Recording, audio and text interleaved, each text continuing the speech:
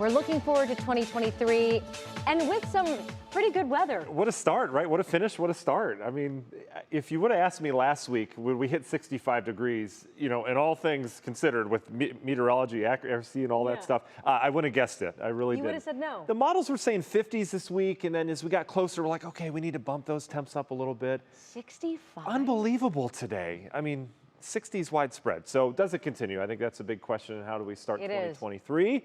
So let's get into it. Let's talk about that record warmth briefly today. I want to get mainly to what's next, but we hit 63 officially at Hopkins today. That tied the record back in 1971, and we set a record warm low. I know that gets confusing, but basically it was the warmest night on this date in recorded history, breaking the record, shattering it from back in 1875. We only got down to 55 degrees last night. Other records across Northeast Ohio, there's your 65 in Akron, 66 in New Philadelphia, and Youngstown, even Erie, PA, setting records today in the 60s. We're still mild outside, still way above our average high of 37 degrees, but we're starting to get a little bit cooler, as you'd expect with that evening, and also with some rain moving in. You can see the cold air off towards the north. This is typical for this time of year. This isn't really gushing in like last week. That cold air came screaming in from Canada.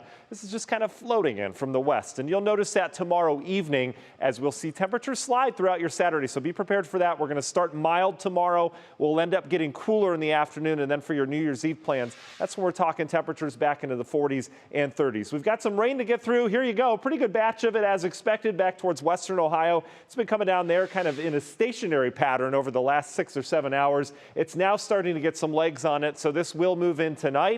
Tomorrow morning, we'll likely have some decent rain around as well. But look at this, just holding the line today. This is where we had sunshine and the warmth. We just squeaked it in today. But again, that rain is going to start to move here shortly. All right, your Saturday start. Here you go. This is what we usually do Friday nights. We get you started tomorrow morning.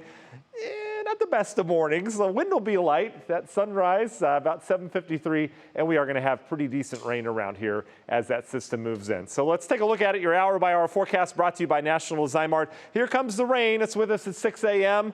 Moderate to heavy at times. Pretty soggy. You're going to think, this isn't going to be the best of days. But just wait. Eventually, this frontal boundary will head on out. By 10, we still got rain around as you're getting the errands run from whatever it happens to be. If you're getting the sauerkraut and sausage, which is a good luck thing on New Year's Day at the store, you're going to encounter some rain, and then that rain's going to stick around through early afternoon. Eventually, we'll bring some drier air in here. Look at this, 8 o'clock. You're heading out with your friends, looking good but cooler. We're in the 40s. Eventually, we'll start to get some patches of clearing in there perhaps as well. We're back into the 30s to ring in the new year. And then for your Sunday, mainly dry. A couple little weak disturbances along the jet stream coming through. Can't rule out some passing showers. I'm going to keep them in the forecast for Sunday. Most hours dry and still seasonable. Up near 50 again behind this front.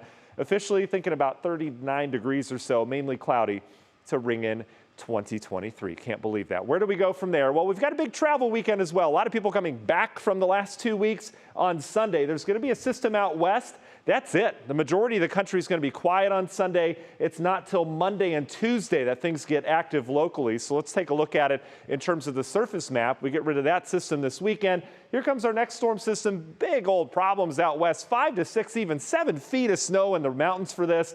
They need it, but it's going to cause some travel problems for us. We start to get some rain Monday night into Tuesday especially. Maybe some rumbles of thunder with us. Surge in temperatures out ahead of this, mid-60s, I think, on Tuesday. And then on the backside, we get cooler and maybe a little bit of snow around here on Thursday, but no big snow signal coming from this system.